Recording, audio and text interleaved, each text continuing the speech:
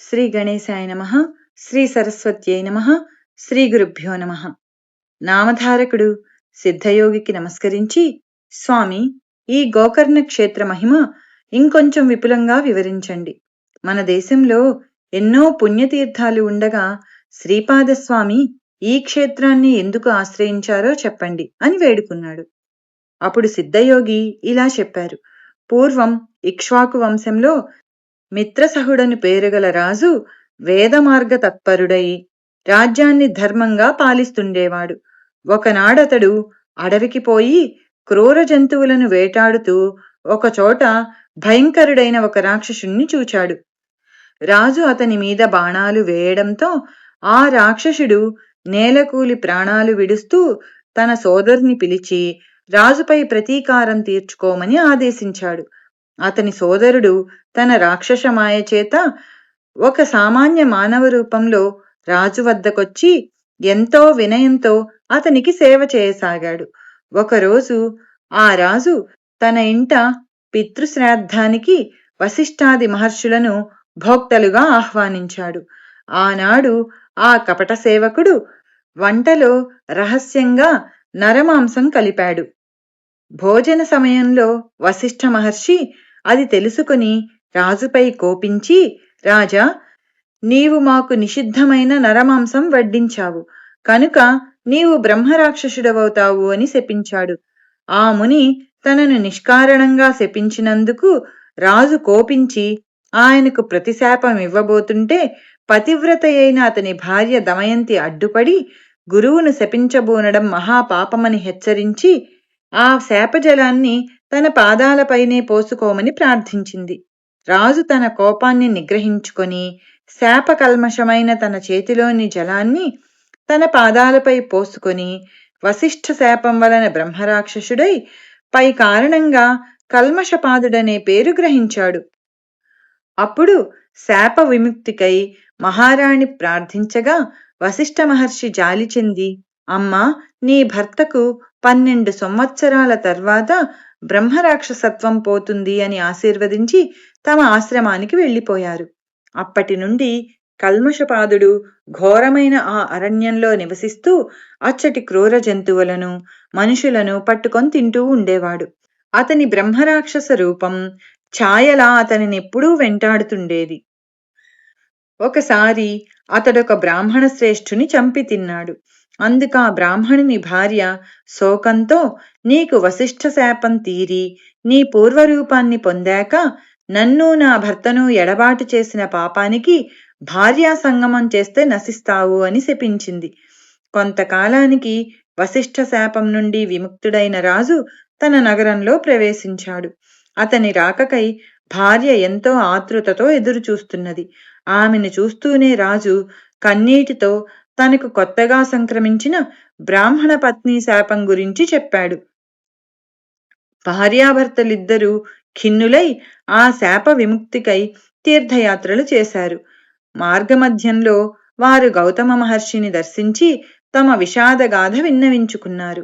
అది విని జాలి చెందిన గౌతమ మహర్షి, రాజా, భయపడవద్దు, పాపాలన్నింటినీ పారద్రోలి అభీష్టాలనిచ్చే పవిత్రమైన గోకర్ణ క్షేత్రముండగా బ్రహ్మహత్యా పాతకం నిన్నేమి చేయగలదు? ఆ క్షేత్రంలోని నీరంతా పుణ్యతీర్థమే. అక్కడ శిలలన్నీ శివలింగాలే. ఆ పవిత్ర క్షేత్రంలో మానవులకు పొందరానిది ఏమున్నది? ఆ క్షేత్ర మాహాత్మ్యాన్ని తెలిపే విషయమొకటి నేనక్కడ చూచినది చెబుతాను. ఆ క్షేత్రంలో మరణించిన ఒక చండాల స్త్రీని కైలాసానికి తీసుకుపోవడానికై శివకింకర్లు వచ్చారు. వారిని అడగ్గా వారిలా చెప్పారు.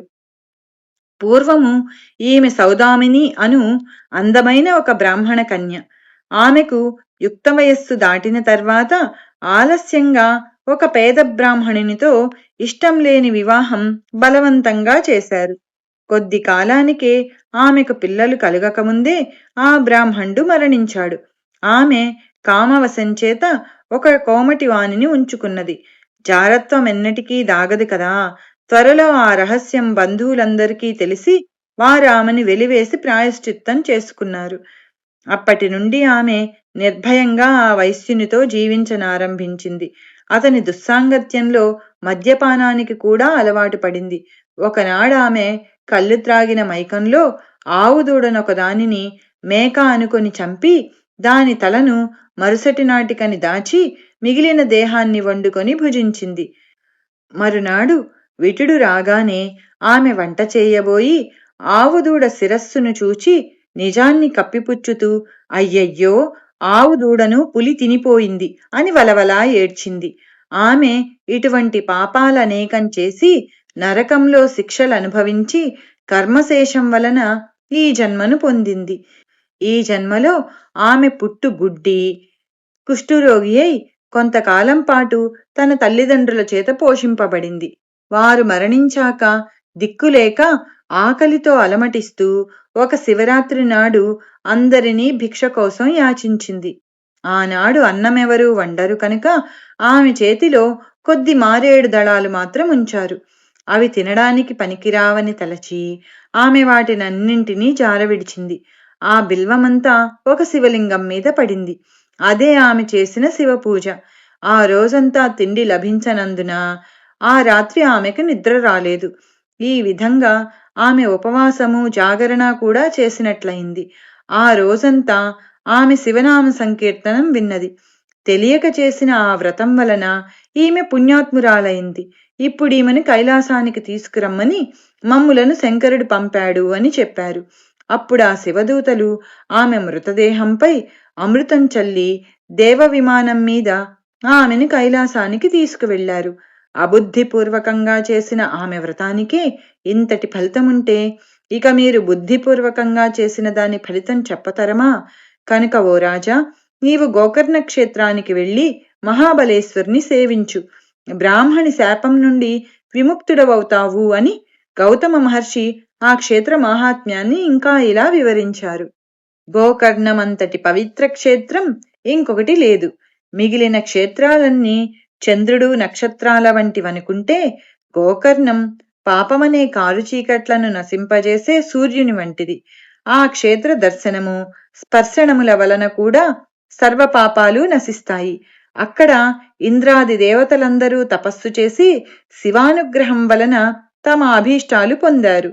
అక్కడ మహాబలేశ్వరునికి బ్రహ్మ, విష్ణువు, ఇంద్రుడు, విశ్వదేవతలు, మరుద్గణాలు, సూర్యచంద్రులు, అష్టవసువులు తూర్పు ద్వారంలోనూ, యమధర్మరాజు, చిత్రగుప్తుడు, అగ్నిదేవుడు, ఏకాదశ రుద్రులు, పితృదేవతలు దక్షిణ ద్వారంలోనూ, వరుణుడు మొదలైన దేవతలు పడమటి ద్వారంలోనూ, కుబేరుడు, భద్రకాళి, వాయుదేవుడు, సప్తమాతృకలు ఉత్తర ద్వారంలోనూ, విశ్వావసువు, చిత్రరథుడు మొదలగున గంధర్వులు నిత్యము నిలిచి ఆయనను ఉపాసిస్తుంటారు. కశ్యపుడు, అత్రి, వశిష్ఠుడు, కణ్వుడు మొదలగున మునీశ్వరులు, కృతయుగంలో విశ్వామిత్రుడు, జాపాలి, భరద్వాజుడు మొదలగున మహర్షులు, సనక సనందనాది బ్రహ్మమానస పుత్రులు, నారదాది దేవర్షులు, సిద్ధులు, సాధ్యులు, మునీశ్వర్లు, యతులు నిత్యము గోకర్ణేశ్వరుని ఉపాసిస్తున్నారు. రావణుడు మొదలగు రాక్షసులు కూడా ఆ క్షేత్రంలో తపస్సు చేసి శివుని నుండి వరాలు పొందారు. కనుకనే ఈ క్షేత్రంలో చేసిన తపస్సు, ఆధ్యాత్మిక సాధనలు 1,00,000 రెట్లు మంచి ఫలితం ఇస్తాయి. అప్పుడా రాజు భార్యా సమేతంగా గోకర్ణం వెళ్లి మహాబలేశ్వరుని సేవించి శాప విముక్తుడయ్యాడు. కనుక ఓ నామధారక, ఎందరో సజ్జనులకు ఆశ్రయమైన గోకర్ణ క్షేత్రం వారి తపస్సు చేత ఇదివరకే పరమ పవిత్రమయ్యింది. అందుకే గణపతి అక్కడ శివుని లింగాన్ని స్థాపించడం కూడా జరిగింది. అందుకే సాధు జీవనుడైన శ్రీపాదస్వామి కూడా ఆ క్షేత్రాన్ని దర్శించి అక్కడ 3 సంవత్సరాలుండి ఆ క్షేత్ర మాహాత్మ్యాన్ని పునరుద్ధరించారు. తరువాత ఆయన కృష్ణాతీరంలోని కురవపురానికి వెళ్లి అక్కడ తమ స్థూల రూపాన్ని మరుగుపరిచారు. శ్రీదత్తాయ గురవే నమః. శ్రీపాద శ్రీవల్లభాయ నమః. శ్రీ నృసింహ సరస్వత్యై నమః. శ్రీ గురుచరిత్ర అధ్యాయం 7 సంపూర్ణం. గోకర్ణం దర్శించినప్పుడు భక్తులు ఈ అధ్యాయం చదువుకొని దత్తస్వామిని పూజించుకుంటే ఉత్తమ ఫలితం ఉంటుంది. శ్రీ గణేశాయ నమః. శ్రీ సరస్వత్యై నమః. శ్రీ గురుభ్యో నమః. శ్రీ గురుచరిత్ర అధ్యాయం 8. శ్రీపాదస్వామి ఒక కుపుత్రవతి అయిన బ్రాహ్మణ స్త్రీ చేత శివపూజ యావజ్జీవితము చేయించి మరు జన్మలో ఆమె గర్భాన తామే అవతరించ సంకల్పించాడు. సద్గురువును ఆశ్రయించి ఆయన అనుగ్రహంతో నిర్వర్తించబడిన పూజాది కార్యాలకు విశేష ఫలితముంటుందని అర్థం. అలాగాక మనకై మనమే ఆచరించే పూజాదుల ఫలితం సామాన్యంగానే ఉంటుంది. కారణం మహాత్ముల సాన్నిధ్యం మనలో సత్వగుణాన్ని విశేషంగా వృద్ధి చేస్తుంది.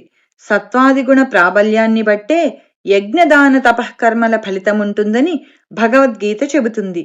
అందుకే తత్వదర్శి అయిన సద్గురువును ముముక్షువులు ఆశ్రయించి తీరాలని భగవద్గీతకు హృదయమని చెప్పదగిన తద్విద్ధి ప్రణిపాతేన అన్న శ్లోకం చెబుతుంది.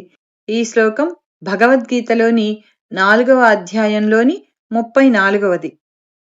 మూఢుడైన ఒక బ్రాహ్మణ బాలుణ్ణి శ్రీపాదస్వామి ఆత్మహత్యా ప్రయత్నం మాన్పించినట్లే శ్రీ అక్కల్కోట స్వామి, సాయిబాబా తమ భక్తులను ఆదరించారు. తర్వాత శ్రీపాదస్వామి హస్తమస్తక సంయోగం చేత త్రుటిలో ఆ మూఢబాలుణ్ణి వేదవేదాంగ పారంగతుణ్ణి చేసిన లీల కూడా అతిశయోక్తి కాదు. దత్తాత్రేయ స్వరూపులైన శ్రీ స్వామి సమర్థుల జీవిత చరిత్రలో అట్టి లీల ఉండడం గమనార్హం. శ్రీపాదస్వామి చేసిన ఇట్టి అద్భుత లీలలను ఈ అధ్యాయాలలో మనం చూడవచ్చు. కథారంభం. నామధారకుడు స్వామి శ్రీపాద శ్రీవల్లభులు గోకర్ణ క్షేత్రంలో ఎంతకాలమున్నారు? అసలు భగవదవతారమైన ఆయనకు పుణ్యక్షేత్ర సందర్శనము చేయవలసిన పని ఏమి? నాకీ సందేహ నివృత్తి చేసి అటుపై శ్రీపాదవల్లభ స్వామి చరిత్ర తెల్పండి అని కోరాడు. సిద్ధయోగి ఇలా చెప్పారు. శ్రీపాదస్వామి గోకర్ణ క్షేత్రంలో 3 సంవత్సరాలు నివసించి తర్వాత శ్రీశైలం వెళ్లారు. అక్కడ 4 నెలలుండి భక్తులను అనుగ్రహించి అక్కడ నుండి నివృత్తి సంగమానికి వెళ్లి స్నానం చేసి తర్వాత కురువపురం వెళ్లారు. అక్కడ కృష్ణావేణి అనే 2 నదులు కలవడం వలన అది ఎంతో పవిత్రమైనది. దానికి తోడు భగవంతుడైన శ్రీపాదస్వామి అక్కడ స్థిర నివాసం చేయడం వలన ఆ క్షేత్రం లోకవిఖ్యాతమైంది. ఇప్పుడు దానిని కురుగుడ్డి అంటారు. అక్కడ శ్రీపాదస్వామిని శ్రద్ధాభక్తులతో కొలిస్తే సర్వకామ్యాలు సంప్రాప్తమవుతాయి. అక్కడ శ్రీపాదస్వామి అదృశ్యులై మరొక అవతారం ధరించారు. అయినా ఇప్పటికీ ఆ కురోపురంలో ఆయన గుప్త రూపంలో స్థిరంగా ఉన్నారు. శ్రీపాద వల్లభులు సాక్షాత్తు భగవంతుడే. వారి పాదాలలో సర్వతీర్థాలు ఉంటాయి. అయినప్పటికీ పుణ్యక్షేత్రాలన్నింటినీ పావనం చేయడానికి, ఆయా క్షేత్రాలలోని ముముక్షువులను ఉద్ధరించడానికి కూడా ఆయన దేశాటనం చేశారు. పుణ్యక్షేత్రాలు, పుణ్యనదులు తమను సేవించిన భక్తుల పాపాలు చిరకాలం కడిగివేయడం వలన చివరకు అవే మలినమవుతాయి. అప్పుడు శ్రీపాదుల వంటి మహాత్ముల పాదస్పర్శ వలన తిరిగి పవిత్రమవ్వాలని అవి తపించిపోతుంటాయి. ఈ విషయం శాస్త్రాలు చెప్పాయి కూడా. ఇక శ్రీపాదుల వృత్తాంతం వివరిస్తాను, శ్రద్ధగా విను. కురువపురంలో వేదవిధుడైన ఒక సద్బ్రాహ్మణుని భార్య అంబిక మహాపతివ్రత. కాని పూర్వకర్మ వలన ఆమెకెందరో పిల్లలు పుట్టిగూడా కొద్ది కాలంలోనే చనిపోతుండేవారు. ఆమె ఎన్నో దానాలు, వ్రతాలు చేసింది. ఎన్నో తీర్థక్షేత్రాలు దర్శించింది. కొంతకాలానికి ఆమెకొక కొడుకు పుట్టాడు. కాని దురదృష్టవశాత్తు ఆ పిల్లవాడు స్తబ్దుడు, బుద్ధిహీనుడు, జడుడు అయ్యాడు. అయినప్పటికీ లేక లేక కలిగిన అతనిని తల్లిదండ్రులు ఎంతో గారాబంగా పెంచుతున్నారు. 8వ సంవత్సరం రాగానే తండ్రి అతనికి ఉపనయనం చేసి వేదాధ్యయనం చేయించాలని చూచాడుగాని ఆ మందమతి ఎంతకాలానికి ఒక్క వేదమంత్రమైనా సరిగ్గా నేర్చుకోలేకపోయాడు. ఆ మంత్రానుష్ఠానం ద్వారానైనా అతనిని బుద్ధిమంతునిగా చేయాలని తలచి తండ్రి అతన్ని కొడుతూ ఉండేవాడు. అది చూడలేక అంబిక అడ్డువచ్చి, వీడు లేకలేక కలిగిన పిల్లవాడు, మందమతి అయిన వీనిని దండిస్తే మటుకు ఏమి లాభం? వీనికి విద్య రాకున్నా సరే మీరు వాణ్ణి కొట్టవద్దు. బ్రతికినంతకాలం వీనిని ఇకనైనా సుఖంగా బ్రతుకనివ్వండి. ఇక మీదట మీరు వానిని శిక్షిస్తే నేను మీ ఎదుటే బావిలో దూకి మరణిస్తాను అన్నది. ఆ బ్రాహ్మణుడు కూడా ఆలోచించి ఆ పిల్లవాడు అజాగళస్తనం అనగా మేక మెడకుండే వ్యర్థమైన చన్నులు వలె వ్యర్థుడని తలచి నిరాశ చెంది ఊరుకున్నాడు. కొంతకాలానికి ఆ బ్రాహ్మణుడు ఆ దిగులుతోనే మరణించాడు. దిక్కులేక అతని భార్య అంబిక తన కొడుకుతో కూడా బిచ్చమెత్తుకుని బ్రతుకుతూ ఉండేది. ఆ బాలుణ్ణి చూచి గ్రామస్తులు, ఓరి పండిత పుత్ర, నీ బ్రతుకు వ్యర్థం. నీవు నీ కులానికే మచ్చ తెచ్చావు. నీ తల్లి బిచ్చమెత్తుకొస్తే కూర్చుని తింటున్నావు. సిగ్గులేదా? నది నుండి మంచినీరు మోసైనా బ్రతుకరాదా? నీ వలన నీ పితృదేవతలకు కూడా అధోగతి కలుగుతుంది. నీ బ్రతుకుకి ఏమి ప్రయోజనం? పవిత్రమైన భిక్షావృత్తి నీ వంటి అసమర్థుడికి తగదు. ఇలా బ్రతికే కంటే ఈ కృష్ణానదిలో దూకి చావరాదా అని పరిహసించేవారు. చివరకు ఆ బాలుడు లోకుల పరిహాసాన్ని భరించలేక ఆత్మహత్య చేసుకోదలచి నది వైపుకు పరిగెత్తాడు. అతనిని వారించగల శక్తిని కోల్పోయిన అతని తల్లి కూడా నిస్సహాయురాలై తాను కూడా ఆత్మహత్య చేసుకోదలచి అతని వెంట పరిగెత్తసాగింది. దారిలో శ్రీపాదస్వామి ఎదురై అతనిని నిలిపి, బ్రాహ్మణుడా, తొందరపడవద్దు. పూర్వకర్మ వల్ల నీకీ దుస్థితి దాపురించింది. దానికి తోడు నీవిప్పుడు బలవంతంగా మరణిస్తే నీకు బ్రాహ్మణ హత్య, ఆత్మహత్యా దోషాలు చుట్టుకుంటాయి. అవి నివారింపరానివి. అందువలన నీవు జీవించి ఎంతటి కష్టాలైనా ఓరిమితో అనుభవించి దుష్కర్మ నుండి శాశ్వతంగా విముక్తుడవడం మంచిది అన్నారు. అంబిక శ్రీపాదస్వామికి నమస్కరించి, స్వామి, ఒక వంక భర్తను కోల్పోయి మరొక వంక వ్యర్థుడైన ఈ పుత్రుని వలన ఎటువంటి సద్గతి ఆశింపజాలని నన్ను చూడడమే మహాపాపంగా లోకులు పరిగణిస్తున్నారు. నేనిక బ్రతికి మాత్రం చేయగలిగినదేమున్నది అన్నది.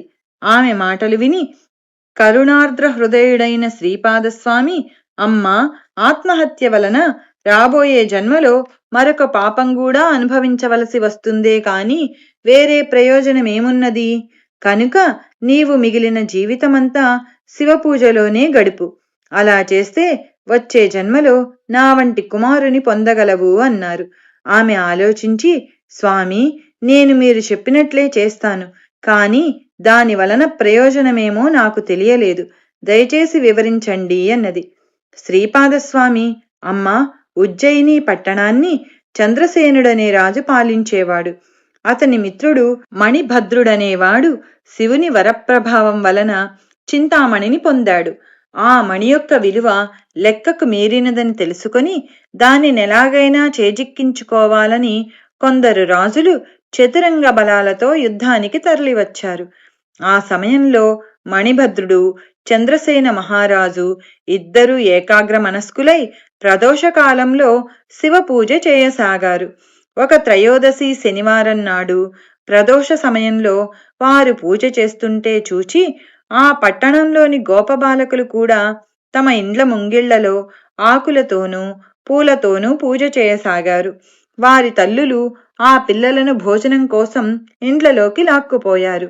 వారిలో ఒకరి వద్ద నుండి వాని తల్లి పూజా సామాగ్రి లాగివేసి వాడిని బలవంతంగా లేవదీసింది. అప్పుడు ఆ బాలుడు తన శివపూజకు విఘ్నం కలిగినందుకు చాలా దుఃఖపడి ఆ దోష పరిహారానికి మరణించడానికి సంసిద్ధుడయ్యాడు. అప్పుడు విశ్వసాక్షి అయిన పరమేశ్వరుడు అతనికి ప్రత్యక్షమై వరం కోరుకోమన్నాడు. ఆ బాలుడు ఆ దివ్యమూర్తికి ప్రణామం చేసి తన తప్పును మన్నించమని ప్రార్థించాడు. శివుడు, వత్స, భక్తి చేత నీవు నా సాయుధ్యం పొందగలవు. నీ తల్లి తెలియక అపరాధం చేసింది.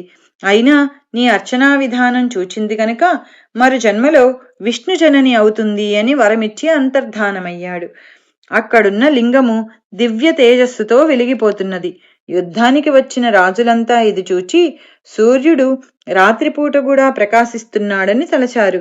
అంతటి భక్తి శ్రద్ధలు ప్రజల్లో కలిగించిన పుణ్యాత్ముడైన చంద్రసేనుడికి మేలు చేయదలచి అంతటి మహానుభావునితో యుద్ధం చేయాలనుకోవడం బుద్ధి తక్కువని పశ్చాత్తాపం చెంది వారంతా సగౌరవంగా చంద్రసేన మణిభద్రులను దర్శించడానికి వచ్చారు. అప్పుడే పూజను ముగించిన రాజు ఆ ప్రకాశానికి కారణం తెలుసుకొని తనను చూడవచ్చిన ఆ రాజులతో కలిసి ఆ ప్రదేశానికి వెళ్లి ఆ దివ్యలింగాన్ని చూచి ఆనందించాడు. ఆ గోపబాలకుడు చెప్పగా ఆ వృత్తాంతమంతా విన్న చంద్రసేనుడు, మిగిలిన రాజులు ఆ పిల్లవాడికి గోపాధిపత్యము, ధనము ఇచ్చి వెళ్లిపోయారు. తరువాత ఆ గోపాలుని తల్లి యశోదగా జన్మించి విష్ణువుకు జనని అయ్యింది. కనుక అమ్మా, శివపూజా మహిమ వలన మరు జన్మలో నీవు కూడా అలాగే అవుతావు అన్నారు. ఈ కథ విని అంబిక ఇలా అడిగింది, స్వామి, శివపూజ వలన కలిగే ఫలితం వచ్చే జన్మలో కదా, ఈ జీవిత శేషం నేనెలా గడపాలి? మహానుభావ, అందరి పరిహాసాలకు గురి అవుతున్న నా బిడ్డడు ఏ క్షణాన ఆత్మహత్య చేసుకుంటాడో తెలియదు. నన్ను మాతృత్వంతో రక్షించు అని వేడుకొన్నది. ఆ కరుణాసముద్రుడి హృదయం కరిగి తన చేతిని ఆమె కుమారుని తలపై పెట్టి ప్రణవముచ్చరించాడు. ఆ మూర్ఖబాలుడు తక్షణమే బృహస్పతి అంతటి జ్ఞాని, వక్త అయ్యాడు. అప్పుడతనిని మాతృసేవకు నియోగించి శ్రీపాదస్వామి ఆమెతో, అమ్మా, దుఃఖం విడిచి నీ జీవిత శేషమంతా శివపూజలో గడుపు. వచ్చే జన్మలో నా అంతటి కుమారుడు కలుగుతాడు అని వరమిచ్చాడు. ఆమె పరమానంద భరితురాలై పుత్రునితో తన ఊరికి వచ్చి జీవితమంతా శివార్చనలో గడిపి ధన్యురాలయ్యింది. శ్రీదత్తాయ గురవే నమః. శ్రీ శ్రీపాద శ్రీ వల్లభాయ నమః. శ్రీ నృసింహ సరస్వత్యై నమః. శ్రీ గురుచరిత్ర అధ్యాయం 8 సంపూర్ణం.